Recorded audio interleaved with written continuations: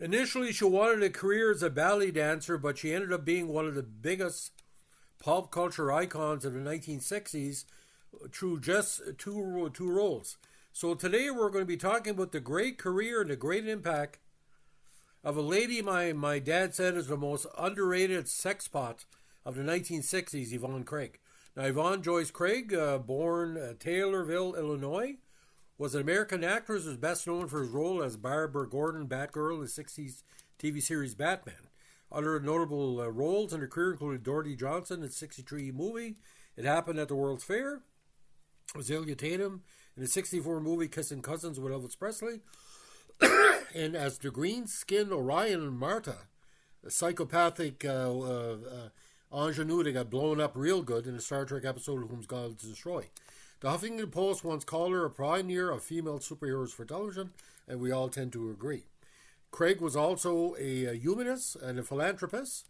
She was an advocate for workers' unions, free mammograms, and equal pay for women. Now, born in Taylorville, she was the first of Maurice Melvin and Paulina Virginia Rogers Craig's three children. Craig's father's work caused his family to move in 1951 from Columbus, Ohio, to the Oak Cliff neighborhood in Dallas. She first attended W.H. Adamson High School for a semester, and then Sunset High School for 3 years. So, she did not graduate high school due to a lack of a single PE credit, or physical education. Craig explained the lack of credit, saying, the funny thing about the PE credit is I was going to Edith James School of Ballet, and she had recitals at the Art Museum, and the PE teacher would come see me dance a little legs off, and then I'd come to PE class, wrapped up, and claimed I'd sprained and couldn't play a sport. Craig had enough credits to get into college and attended UCLA. Now, in the ballet career she had, she started studying at the age of 10 at the Edith James School of Ballet in Dallas. She was discovered there by the Russian ballerina Alexandra Danilova. While still in high school, Danilova helped her obtain a scholarship to the School of America Ballet in New York City. While there, Craig, who was 16, lived with roommate and future comedian Carol Burnett at a rehearsal club on West 53rd Street. Now, in 1954 and at 17, she joined the Ballet Russe de Monte Carlo as the youngest corps de ballet member. She was a professional ballerina with the company for 3 years. This training was helpful when she performed stunts while playing Batgirl. She left the company in 1957 over the disagreement on casting changes and moved to LA in the hopes of continuing her dancing career. Now, Craig explained how her acting career started in LA, saying, "This guy invited me to his office and said, 'I'm making a movie, do you want to be in it?' I said, 'No, I'm a ballet dancer and working my way towards soloist. I don't want to be an actress.' But we became friends. So one night we're out to dinner, and this man comes to the table and said John Ford's son, Patrick, was going to make a movie with John Wayne's son, who was also named Patrick. He asked, 'Are you an actress?' I couldn't talk. I had my mouth full. And the guy who took me out said, 'She is, and I'm her manager. What can we do for you?' The movie was 1959's Young Land, which also starred a young Dennis Hopper. Craig was paid US $750 a week, equivalent to $8,000 in 2024 to act in the film, versus the $94 a week she had earned in ballet. Now, at the time, she was kind of a bit player, and a lot of people thought she was going to get lost in the shuffle of the young girls and young men that were coming up in the late 50s, early 60s. Now, one of her earliest TV roles was an episode of the TV series Perry Mason, The Case of the Lazy Lover, alongside Neil Hamilton, who played her stepfather. Later, Hamilton played Police Commissioner James Gordon, who was Batgirl's father. Shortly afterward, she appeared in 3 big films, The Young Land, The Gene Krupa Story, and Gidget, all in 1959, and also guest stars in the TV series Mr. Lucky as Beverly Mills in the episode Little Miss Wow. Now, she then appeared with Big Crosby in High Time 1970 and 7 Women from Hell 1961, alongside Cesar Romero, who played the Joker in the Batman series. In 1962, she guest starred in the Western Laramie in the episode The Long Road Back. Now, when she appeared with Elvis in 2 films, It Happened at the World's Fair and Kissing Cousins, it was mostly as a background role. She also starred in the low-budget science fiction film Mars Needs Women with Tommy Kirk in 1966, and appeared in Like Flint 1967 as a Russian ballet dancer opposite James Coburn. Now, during the 1960s, she regularly appeared in TV drama series. She appeared 5 times in The Many Loves of Dobie Gillis, portraying 5 separate girlfriends for the lead character between 1959 and 1962. In 1960, she played Jo, a young photographer with Charles Bronson in A Man with a Camera. In 64, she guest starred as Carol, an underwater photographer on Voyage to the Bottom of the Sea. In 65, she appeared in Big Valley and Kentucky Jones. Now, Craig, another key role, was a Navy nurse with exotic Arabian dance skills in an episode of McNeil's Navy, and in an episode of Big Valley with Lee Majors and Barbara Stanwyck. Both aired in 65. Same year, she appeared in an episode of Man from U.N.C.L.E., where she helped solve the mystery of a brain endangering poison. Following year, she came back as Uncle employee in the theatrical film One Spy Too Many, expanded from the episode of the Alexander the Greater affair. Now, in the episode of Wild Wild West, The Night of the Grand Emir, in 66, she played an assassin who performs an exotic Arabian dance. In the 68 episode of The Ghost of Mrs. Moore, she played Gladys Zimmerman, a bride-to-be who was stranded overnight at Gull Cottage. Now, her semi-break was when she played a main character as well as did the vocals for part of the soundtrack for Ski Party. In 65, for Frankie Avalon, co-starring with Little Richard as well. She was also Natasha, again the Russian ballerina in Lynn Like Flint. Now, when the Batgirl came to her stead, from September 67 till March 68, she appeared her highest profile role again as Batgirl Barbara Gordon for the third and final season of the 60s ABC TV series Batman.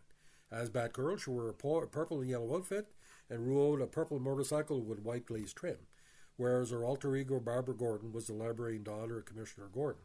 The New York Times praised her for adding a scrappy girl power element to the TV series it described as campy. Now, she was such a strong presence on Batman, you really could believe there could be a spin-off series. And of the women superheroes that would appear at the time, she was one of the first. Now, Craig did her own stunts on the show, although he didn't want me to do my stunts, and he ultimately did my own stunts. I mean, I kind of talked him into it. They knew that I danced, and what they didn't know was that I rode a motorcycle, so I could do the stuff on the bikes.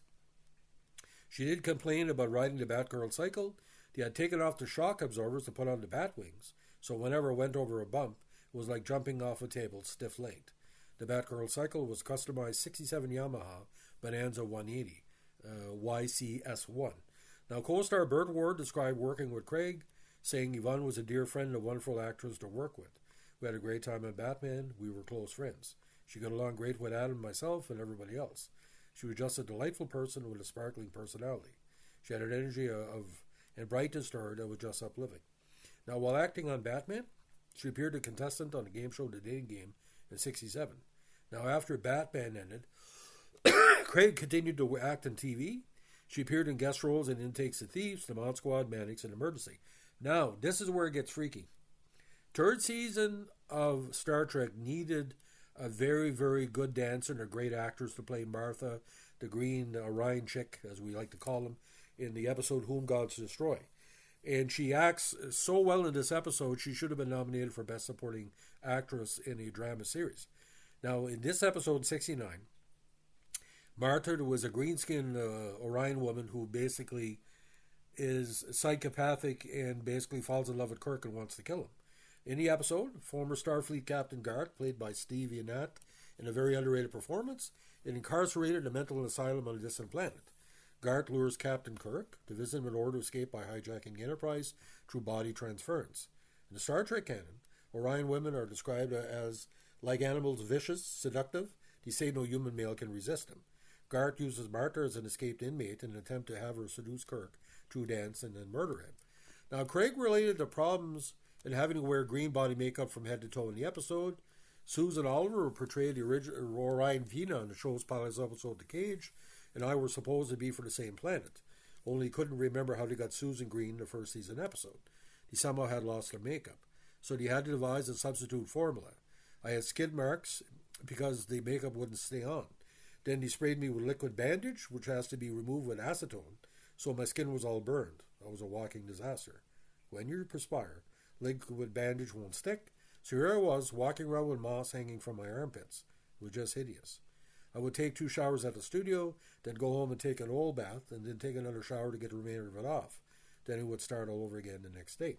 So the big scene she has in this episode, of course, is when Garth is trying to explain he can use a material to blow up the whole planet, and he uses it on Martha and puts her in the middle of a situation where she's dying on the outside, in the non-oxygen, and Garth blows her up real good in one of the most interesting explosions of all time. I'm sure that Yvonne Craig must have had a hearing damage because they blow her up real good. It's probably one of the most important Star Trek scenes because it really brought the Orion women into better focus, because even if the men can't resist, they can be blown up. Now, Craig discussed having to provide her own choreography for her dance in it, which I think Spock says reminds a dance that children would perform. When he had to audition me, he said, "Can you do a 3-minute dance?" And I said, "Unless you're doing the red shoes, 3 minutes is a long time." But I said, "Yes, I can do a 3-minute dance if you want it. But you probably just have to cut it into pieces because that's crazy. It's nuts, but it was fun to do." Now, from 69 to 72, she was on a Love and Miracle style for 4 episodes, and also 1970 episode of Land of the Giants. She played one half of a humanoid time-absorbing duo with Bruce Stern, who chased 2 of the Earth's castaways, Gary Conway and Down Marshall, into the past, ultimately forcing them to relive the fight that sent them to the Giants' planet. Now, in 73, Craig reprised her Batgirl role in a public service announcement promoting equal pay for women, sponsored by the U.S. Department of Labor Wage and Hour Division. In the PSE, Batman and Robin were tied to a post threatened by a ticking time bomb. Batgirl arrives but refuses to release them because she's paid less than Robin, in violation of the Equal Pay Act of 63. The PSA was written and directed by Cindy Galanti and narrated by Batman TV series creator and producer William Dozier. Dick Gauthier played Batman due to Adam West distancing himself from the character. In 73, she appeared in the first season episode of Kojak, and in 77, she made a guest appearance in The $6 Million Man. Now, when her Hollywood career slowed in the 1980s, Craig ventured into private business after tiring in a role she was offered. She said it was being offered the same kinds of roles all the time and just thought, why would you bother repeating yourself? Now, briefly a co-producer of industrial shows, Craig began a new career as a real estate broker. Now, she was a producer later on and a voice actress. She was a producer for the movie The Comic Book Kid, and from 2009 to 11, she voiced Grandma in the animated children's series Olivia. Now, in the 1980s, she became a big star on the comic book fan convention circuit, signing photos and talking with fans. Marvel and DC Comics book letterer Steve Haney remembered Craig's interaction with convention goers, saying Yvonne Craig's first convention appearance was at the 88 Magnum Opus Con in Columbus, Georgia. She was going to give away autographed photos, but a few of us talked her out of it by pointing out that the guests supported themselves by selling photos. We warned her about the autograph dealers that would swoop in and take advantage of her generosity. She gave in with it. He said, "Okay then, how about 50 cents? We told her no again. I took off for a few minutes, and when we came back, she agreed to go as high as $2 apiece. All the money was donated to the charity the local Starfleet chapter worked with. Yvonne Craig enjoyed meeting fans. Now, fellow actor Julie Newmar, who played Catwoman, said of Craig when she attended conventions, "My memory of her especially was her ebullience. That's the kind of person she was. A smile, always a smile. And she would always show up in these marvelous clothes. They're all made of sinky kind of material. It's body hugging. It's what a Catwoman and Batgirl costumes should have been made out of. Kind of similar, but very clinging and comfortable. She was buxom and adorable. Everyone liked her." Now, her autobiography came out in 2000, called From Ballet to the Batcave and Beyond, which was basically a big hit with fans of all ages. Unfortunately, she died at the age of 76 at her home in Pacific Palisades, LA, on August 17, 2015, from breast cancer that had spread to her liver. Craig also appeared in the documentary film Ballerina in 2005. Now in film, 18 and Anxious, Gidget, The Young Land, the Gene Krupa story, High Time, By Love Possessed, Seven Women from Hell, It Happened at the World's Fair, Kissing Cousins, Advance in the Rear, Quick Before It Melts, Ski Party, One Spy Too Many, One of Her Spies is Missing, In Like Flint, Mars Needs Women, How to Frame a Fig, Digging Up Business, and Ballyus, the documentary. On TV, Schlitz Playhouse, Perry Mason, Bronco, Philip Marlowe, DuPont Show with June Allison, Mr. Lucky, The Many Loves of Dobie Gillis, Man with a Camera, Hennessy, The Chevy Mystery Show, Checkmate, The Barbara Stanwyck Show, 77 Sunset Strip, The Detectives, Peter Loves Mary, Tales of Wells Fargo, The Aquanauts, Michael Shane, The Jim Backus Show, Margie, Ichabod and Me, Mr. G Goes to College, Follow the Sun, The New Breed, Dick and Sees Fenster, Laramie, Death Valley Days, The Dick Powell Show, Wide Country, Sam Benedict, Vacation Playhouse, Dr. Kildare, Channing, Wagon Train, Tom, Dick, and Mary, Voyage to the Bottom of the Sea, Valentine's Day, McHale's Navy, The Man from U.N.C.L.E., Kentucky Jones, My Favorite Martian, Ben Casey, The Big Valley, The Wild Wild West, Mr. Roberts, My Three Sons, Mars Needs Women, Batman 67-68 season, 26 episodes, The Ghost and Mrs. Moore, It Takes a Thief, The Mod Squad, Star Trek, again the Martha episode, The Good Guys, Love American Style, Mannix, The Courtship of Eddie's Father, Land of Giants, Tree Golden Kinds in a Fountain, the TV film, The Partners, O'Hara U.S. Treasury, Jarrett, The Magician, Kojak, Emergency, Holmes and Yo-Yo, $6 Million Demand, Starsky and Hutch, Fantasy Island, and Olivia. And again, the Kudu Press has the book from 2000 if you can find it.